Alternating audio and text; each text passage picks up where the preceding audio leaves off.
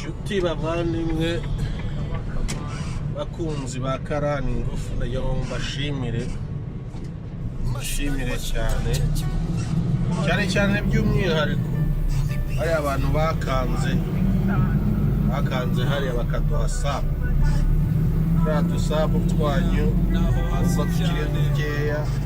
Ndabashimira cyane, muri abantu b'abagabo ariko mvuze ngo muri abantu b'abagabo harimo n'abagore, mbese nabo turabita abagabo cyangwa turabita abagore b'abagabo. Ako kantu ahubwo ako kantu gahise kanyibutsa urabona nka ziriya mbwa z'abapolisi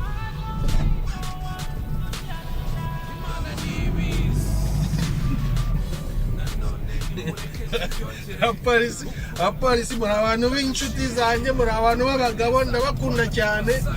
Ntabwo mbatutse rwose, murabizi ndabakunda ndabakunda. Ahubwo ikintu nshaka kuvuga ntabwo nabise oya, ntabwo ni ukuri kw'Imana do. Nashaka kuvuga abantu ziriya mbwa zikorana nongera kuvuga nabi bavuga ibintu okay. Ziriya mbwa abapolisi bifashisha mu kazi kabo ka buri munsi, hari zikorana bifashisha mu kujya ducunga ibintu tugiye kuvuga. Hari izo bifashisha mu kazi kabo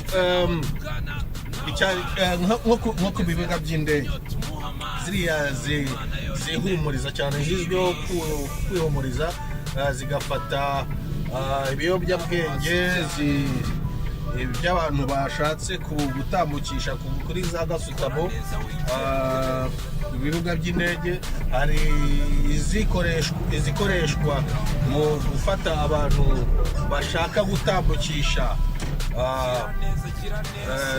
uretse ibiyobyabwenge nk'ibiribwa bitemerewe kwinjira no gusohoka mu gihugu. Hari imbwa zifashishwa mu gufata ibintu by'intwaro biba bitemerewe gutungwa n'abantu bagenda, yaba ari mu nzira, mu mamodoka cyangwa se ku bibuga by'indege. Izo nizo mbwa navuga, ntabwo navugaga rwose oya.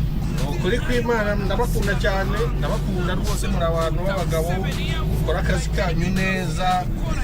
Turabiyambaza iyo abantu bamwe na bamwe b'abagizi ba nabi baduhohoteye, ari abatwibye, ari abashatse kuduhuguza.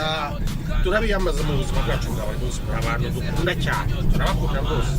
Ntabwo nashatse kubatuka, ahubwo ziriya mbwa nyine niyo zagiye zigakora akazi kazo zikagakora bien, zigafata nk'ibyo bisasu tuvuge byashatse gutambukishwa byinjizwe nk'ahantu cyangwa mu bisorwa ahantu bigiye gukoreshwa mu gukora amabi ku baturage bacu. Ziriya mbwa zikabifata, tuzajya tuzita ngo ni imbwa z'ingabo. Mwambwa mwe muri ingabo ntabwo bivugitse cyangwa uvuga ngo wambwa genda uri akagabo. Ni ukuri kw'Imana mumbwire ijambo murumva tutagomba gushakisha ikindi kinyarwanda cyavuga kuri ibi bintu biba bivugwa cyane nko ku nyamaswa zacu dukunda kandi zikora imirimo yatari. Hano hari umuntu wari ushatse kungendesha nabi, amwihorera, none abonye ko nta kuri byagenda. Nuko nyine ubwo rero abantu mwakoze kariya kantu rwose ndabakunze, ndabashimiye, muri abantu b'intwari. Naho ku bintu bya Karani Ngufu rero, Karani Ngufu mu bantu bo gushimirwa, sinabura kuvugamo Saza Safari niwe wamfashe kanshyira muri ino mihanda, kanshyira mu bakarani, kugeza ubwo mbaye umukarani Ngufu umwe watari kabisa. Uwo niwe wagize umukarani bwa mbere, akurikizaho gushimira umugabo witwa Victor aho uri hose ndagusuje wayambu rwose ndagusuje cyane nawe uri umuntu w'umugabo